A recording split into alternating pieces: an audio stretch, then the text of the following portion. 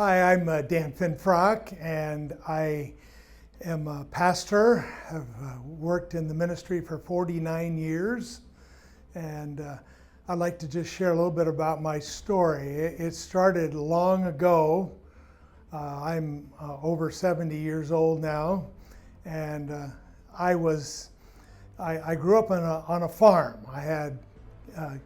I had a wonderful father and mother. My dad was a chicken farmer, and so I grew up feeding chickens every day. In fact, I would have to feed 40,000 chickens before I would go to school in the morning, and then I had to feed them in the afternoon. And one of the reasons I got involved in sports was so I didn't have to feed them in the afternoon. But anyway, I grew up in this farming family, and my dad and mom were real strong believers, and they loved the Lord. And we went to church every Sunday, twice on Sunday, and every time on midweek service, we were always there. And growing up as a kid, I wasn't always appreciative of having to go to church every Sunday and on Wednesday night, but sometimes I would say to my mom, "Mom, I really don't feel good tonight. Can I stay home?" And my mom would go, "Son, I really don't care how you feel. You're going to go to church." So I grew up with godly parents, and I was so thankful. My parents really loved the Lord, and so I continued to grow. And I don't know exactly when I came to Christ. My mom tells me I was about 5 years old when I prayed the sinner's prayer, and so I did not experience a life of drugs and sex and all kinds of things before I came to Christ. I didn't have this lightning experience. All I know is God did come into my life at a young age, and I've been walking with Him now for over 70 years. It's been quite an adventure. I remember as a boy, we would go to these camps, and we would spend a whole week, and they'd be sharing the word with us, and it was a great time. And then they would say, "Okay, now towards the end of the week, we're going to let you make commitments. If you want to commit your life to Christ, we want you to do that." And I remember we had this big circle of fire, and what you would do is you took a pine cone, and you would tell what you were committing to the Lord, and you were going to throw away the old life. And so I remember tossing it in there. And before I did that, I said, "Lord, you know my heart, and I want to serve you. I want to do anything for you, but there's just two things I don't want to do. There's number one, I don't want to be a pastor, and number two, I don't want to be a missionary." And so I made that commitment to the Lord, and the Lord heard that commitment. But I tell you what, He didn't keep it, because a few years later I ended up going into the ministry after I went through college and so forth. But I really got involved in sports, and that really became part of my life. And I was able, when I graduated from high school, I got a really nice scholarship to play football at a big university. And I went there, and that was really a lot of my life. I got involved with Fellowship of Christian Athletes when I was there, and that really encouraged me to grow in my faith some more. But towards the end of my football days, I really wanted to play pro football, and nobody drafted me, and I thought, man, they missed a good linebacker. And so anyway, I just gone, "Well, Lord, what do you want me to do?" And I really felt at that point the Lord was going to take me. I felt the Lord calling me into ministry. So I went to a Bible school after I finished up. I didn't finish my degree at this university, but I decided I'd just go to this Bible school. So I went there and spent a whole year studying the Bible, and that was really a good time. I was in the city of San Francisco at a Christian Missionary Alliance Bible School. I grew up in that denomination. They're very evangelical, and so when I was a boy, I remember we'd have these missionaries come to our church every year. We'd have missionary conferences, And I thought to myself, man, these missionaries are really strange because they wear these outfits that are from their land that they were missionarying in, and I just thought, man, these guys are really a little bit on the strange side. And so I always thought missionaries were kind of misfits in the American culture, and so they didn't fit in this culture, so they would send them abroad somewhere. And but I began to get involved as I was in college at this Bible school. I was learning more about the call of God and missions, and so I began to really consider that, But anyway, after a little over a year at this Bible school, I decided to go back to my hometown and finish my degree at the University of Redlands, where I grew up in that town and went to high school there. And so I finished up my degree there, and while I'm there, I got involved with a group called the InterVarsity Christian Fellowship. Well, when I heard about this group on campus, I thought, this sounds like an athletic group, and that's my cup of tea, So I went to their first meeting, find there was about 7 girls and no guys. I was the only guy there, and it had nothing to do with athletics, and they were really into studying the Bible. And anyway, before the meeting was over, they were having elections for the next year, and so somehow I got elected president. I had no idea what I was getting elected into. And so anyway, I met with the InterVarsity staff worker, and he shared a little bit more about what they're doing, and so he asked me if I'd go to camp, and so I went to this conference, and we did these, we were doing these book studies. We called them manuscript studies, and what you would do is you would go through, there was no chapter and verse divisions in this printing. They would print the text out in just page after page, line after line, and they would just mark it page 1, line 4, 5, or 6, and they would write the whole book out that way. So you didn't have any chapter and verse divisions. And so the first thing he taught us how to do is to go through and paragraph it to get the thought where it begins, where it ends, And man, that really made you look at the text really carefully. And I just learned so much in that summer going through different book studies. And then I got back to my campus in the fall, and I was making plans, and I looked around for some of the other students that were supposed to be a part of the group, and nobody had come back to school. So I was the InterVarsity person. There was nobody else. So I thought, well, I'm just going to go ahead and put up some signs and tell them we're going to have our first meeting. And so I put some signs up, and I'll never forget, I was a little late getting to the meeting, and I had reserved a room, and so I walked towards a room, and I walked, and I get to the room, and this room is packed with people. And I thought, oh man, I'm in the wrong room. I turned and walked out and looking around, and there's no other room around that's anybody's in. And so I came back, I said, is this for the InterVarsity meeting? And the person said, yeah, that's what this room is here for. And so I go in, and I'm just thinking 2 or 3 people are going to show up, and I'll talk a little bit about it. I was not prepared there was over 50 people in this room.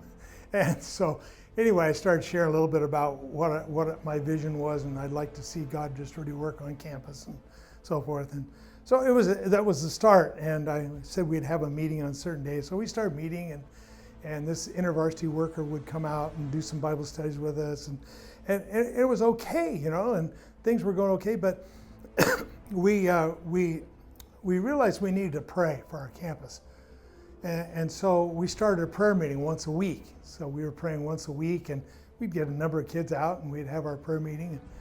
And then one night we said, this isn't enough once a week. We got to do this every night. And so people started coming into a dorm room every night. We started with just a few people, and we would have these prayer meetings, and God just began to stir. And it was just a powerful time as we were praying together.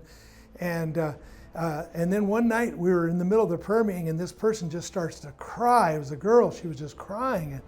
And she said, I don't know what you guys have, but this Jesus you're talking about, I want him. And so right there we led her to Christ. And that was the beginning of many students over the course of the semester. Over 50 students prayed that prayer in our prayer meeting. It just like a revival was taking place. And so God just began to move in a powerful way. And so we would have meetings, and we would get a lot of students come out to our meetings.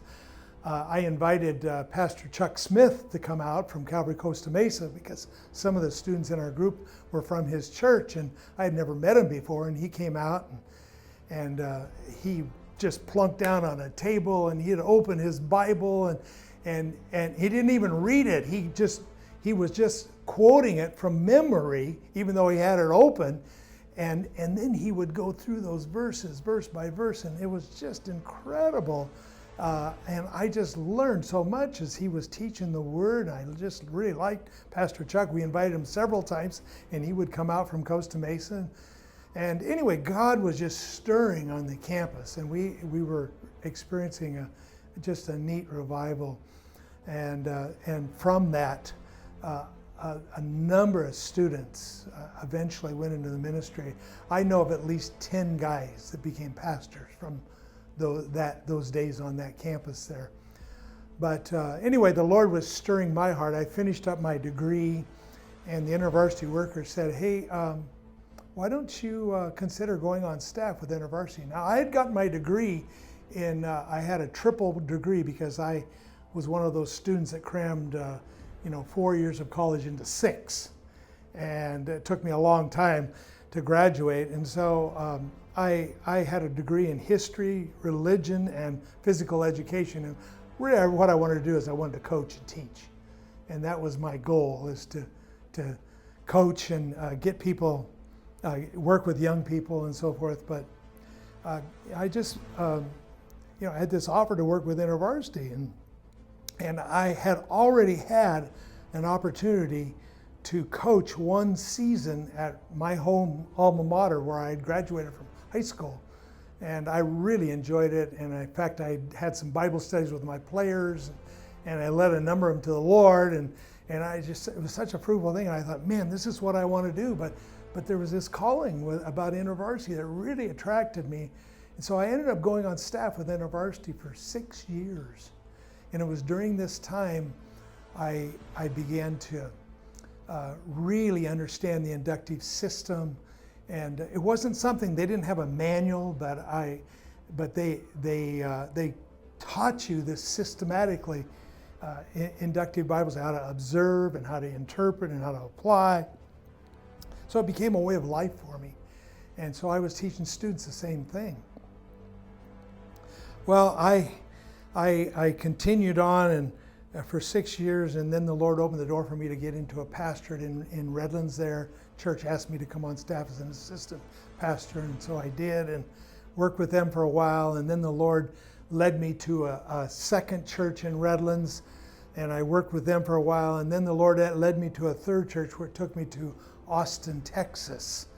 And I worked with another pastor there, and it was during that time that God really began to work on my heart, and I really felt like I'd like to start my own church. I was working with another pastor, all these other churches, and I kind of felt like I'd like to do a Calvary Chapel at this point. So I'll never forget one day I was really struggling because things weren't going well. We were in a storm, so to speak, in the desert, where just so little was happening, and the church wasn't moving, and I was very frustrated. And I went out one day and was sitting on a log, and it was kind of in a real forestry area there, just outside of Austin, and I'm sitting on this log, and I'm reading from Isaiah, and it was just so encouraging. It said, behold, I will do something new. Will you not be aware of it? And he goes on and he talks about, I'm going to bring something, this new life to you. And I'm just reading this, and I look down, and here was a baby pine tree just below my feet, just in between my legs where I was sitting. And I looked at that tiny little sprout that was coming up out of the ground, maybe about so high. And it was like the Lord just spoke to me, and he said, you're sitting on a dead log. But he said, there's a live tree coming up. And he said, I'm going to bring new life out of you. And I'm going to take you and work through you. And so that led me to leave there and go back to my hometown. And I wanted to start a church. I wanted to start the first Calvary Chapel of Redlands. And when I got back, I was really excited. And then I got the news that a guy named Don McClure had just started Calvary Chapel Redlands. And I was so bummed out. I going, Lord, I thought you wanted me to start. And so I went over and I met Don, and we talked, and he was laying out, he was at his house, and he was laying out some not artificial, but he was laying out some turf, grass and stuff. And so next thing you know, I'm helping him, and we're doing this together and talking. And I shared with him, what I felt the Lord was calling me to do. And he said, well, why don't you join us and work with us? So I did. I worked with him, and that was okay. It was a good experience. I spent a little over a year working with Don and Calvary Redlands, but I knew in my heart that's not where I was supposed to be. I felt I was supposed to start something. And so the Lord opened the door through events of some outreaches we were doing from Calvary Redlands. We were doing crusades in different cities, and we were bringing in different groups, singing groups. And so while we were out in this one city called Banning, California, we had this crusade, and just a lot of people were getting saved. And we had contacted churches in the community and said, hey, come and join us, and people are getting saved, so we can channel people into your church afterwards. Not one church responded to my letters. And so I was going, Lord, what are we going to do? All these new converts? So I started a Bible study out there. And one thing led to another, and eventually people were saying, why don't we start a church here in Banning, And so in 1979, I started Calvary Chapel of Banning, and Calvary Redlands, they supported us, and anyway, it was just, it was a great time. And for the next 6 years, I was pastoring that church. God was just doing some really neat things. My third year there, I got an invitation. Some of the ladies in my church were part of a Women's Aglow group. And so they asked me if I would be the pastor advisor for the group. And I really didn't want to do it. And this Aglow group was a little too Pentecostal for me, but anyway, I said, sure, I'll do it, because nobody else would do it. So I became the advisor, and I'm at this meeting, and I'd have to go to their meetings once a month. And so they had this meeting going on, and they had this woman speaker, and she's speaking. She was good. It was a good message, and she had her husband with her, and he and I were the only males in the room. And when she finished, she turned to her husband and said, "Hun, do you have a word from the Lord?" And he got up and he says, "Yes, I do." And he says, "I have a word of the Lord for Dan." I'm looking around the room. I don't think there's any other Dans in here. And he said, "Dan, stand up." And I was really embarrassed at this point. And he said, "God is calling you to a very important end times ministry that's going to take you all over the world." I'm sitting there listening to this, and I'm going, what is this? You're going to go all over the world. I had never traveled anywhere, except when I was playing football, I got to travel around some of the states. But and so I just, he prayed for me, and then I left that day, and as I left, they gave me a tape of the meeting. And I really didn't know what to think about that prophecy. I believed in prophecy, but I didn't know this guy from Adam. And so I'm just going, Lord, what is this? So anyway, I totally forgot about it. A couple of years later, I'm invited to go to the Philippines to speak at a pastor's conference. And so I ended up going over there, never traveled, and I get over there and I'm working with these pastors, it was just having a great time. These guys were so excited, and they were into the Word, and they were just really with me, and it was just a great experience. And I remember just excited as I got back to my church and sharing with them about what had happened in this first experience, and then I started getting letters from these Filipino pastors, and they were saying, please come back and teach us some more, They were just so hungry for the Word. And so I went back again this next year. I spoke again at their conference, and it was in a kind of a remote place, and it was really hot and humid, tin roof, and it's a little bit like North Carolina right now. It's a little hot and humid. But anyway, so I'm in this meeting, and I'm teaching these pastors, and man, they are with me. They're writing down things, and they're just so much in the study with me. And I remember in just an instant, in a second, the Lord flashed a picture in my mind as I'm teaching these pastors. And it was a picture of these pastors sitting on one side of the room, and on the other side of the room was a couple from my church. And I recognized them because I'd had a really bad experience with them about 2 weeks before I left to go on this trip, where they came to me and they said, Pastor, we're going to be leaving the church. We just wanted you to know we're just not getting fed here, so we're going to go somewhere else. And boy, what a slap in the face that was. And I remembered seeing them in this picture, and they're sitting there, and there's like somebody had taken a pump and pumped them up like, And then I looked at these pastors in that picture, and again, this was just in an instant, and they were like skin and bones. And the Lord spoke to me in that instant. And He said, that's my church in America. It's bloated because it has so many resources available, but my third world countries are starving for my Word.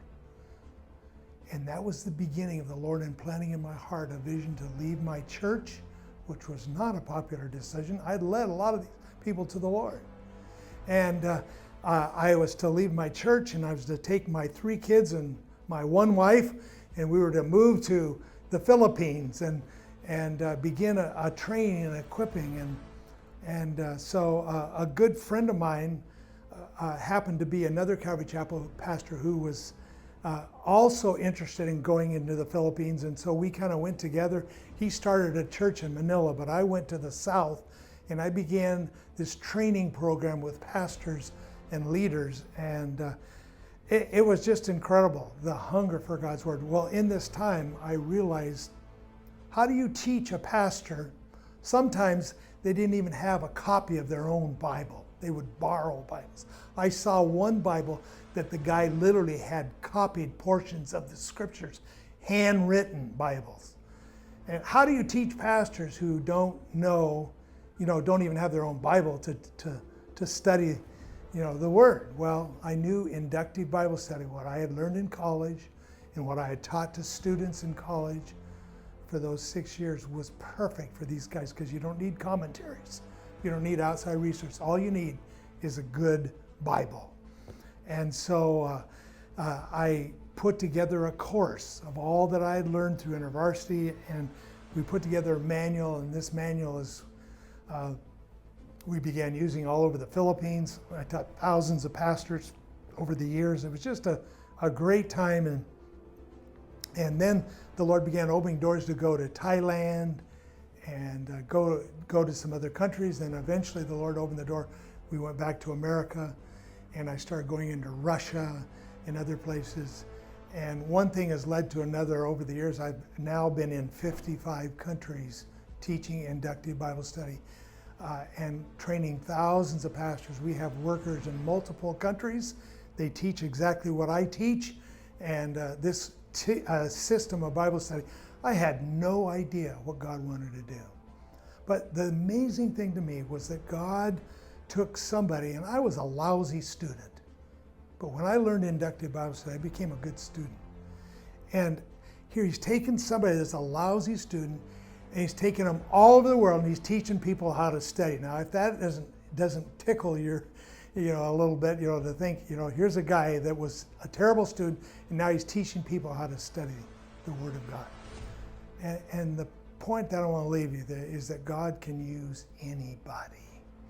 And so he's using my life today. I don't know how many more years I have, but I'm here to serve him as long as I can live.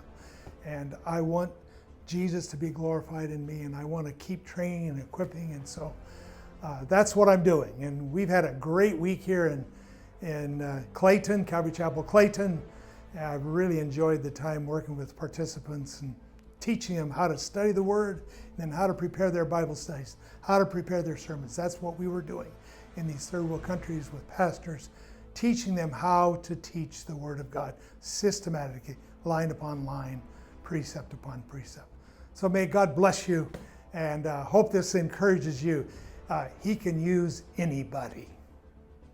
God bless. My name is Pastor Dan Finfrock, and I am with a ministry called Intensive Care Ministries that I started over 35 years ago. And this is my story of how God worked in my life.